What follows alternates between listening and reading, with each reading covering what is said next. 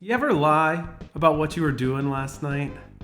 Not because you were doing anything sus, but because you were playing Pokémon and you didn't want to explain it to your coworker or your neighbor, or that new mom group chat full of type A overachievers who think video games are for man-children?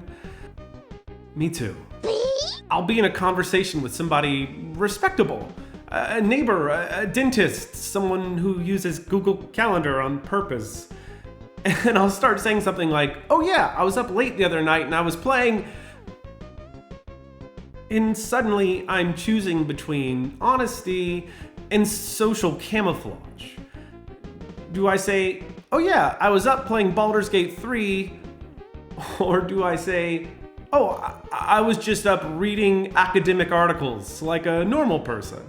Because even now, as a grown adult with responsibilities, a career, and a kid, I still hesitate. Even when I want to say, yeah, I was up late last night playing Baldur's Gate 3 and eating peanut butter from the jar and crying a little bit because Scratch the dog said, I don't think he's gonna wake up. Of course he will. And then we'll return home. oh, Scratch, I'm always going to love you. I'll love you forever, Scratch. Peanut butter? Here you go, girl. Yeah. So yeah, let's talk about games. Let's talk about maturity. And let's talk about why joy doesn't have an expiration date. You know what's actually immature? Not playing games. For real, it's deciding that an entire medium, one of the most dynamic, emotionally rich storytelling devices that we have, is beneath you. That's what immaturity is.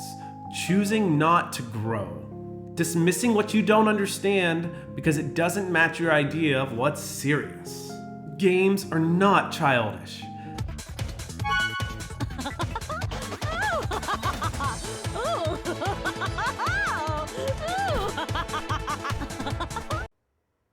Okay, well, they're not necessarily childish. They're playgrounds for anyone who has stayed curious.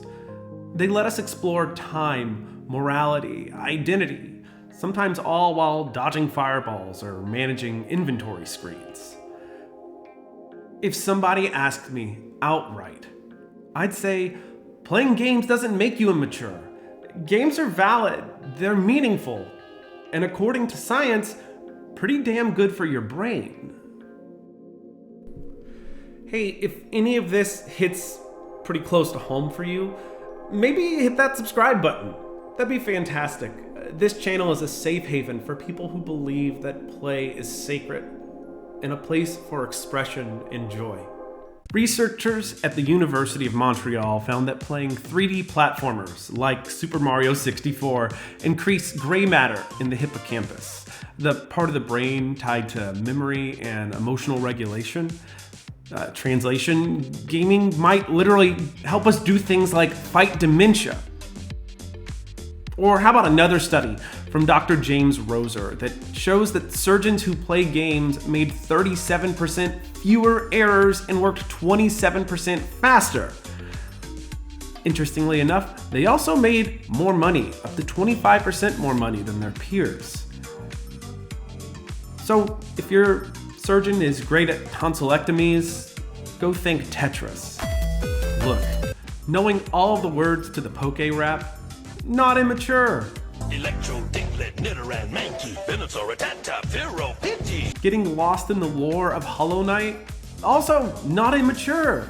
The members of this esteemed coalition were Ogrim, Hegemol, Zamir. But you know what is immature? Refusing to grow. Resisting new experiences because they challenge your comfort zone. Thinking play is only for kids. Believing vulnerability is a weakness. Assuming joy and depth can't exist in the same place. That's immaturity. You can wear a suit.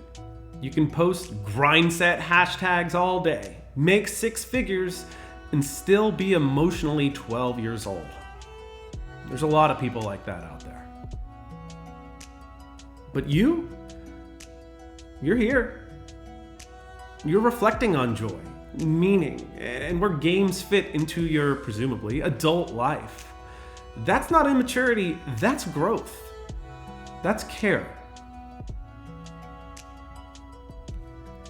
When people dismiss games as immature, it reminds me of when Socrates starts warning about how writing could ruin learning forever because it's made knowledge too accessible. Ironically, we only know all of this because Plato wrote it down. Games are the same. Misunderstood by the old guard, but deeply needed when you look closer. They can make you curious, reflective. They can remind you how to play, how to care about something that's tiny and weird and small and beautiful. They offer structure when your ADHD brain resists it. They offer wins when life mostly offers you laundry and overdue emails. Yes, gaming culture has its share of problems, but don't mistake its loudest voices for its deepest truths.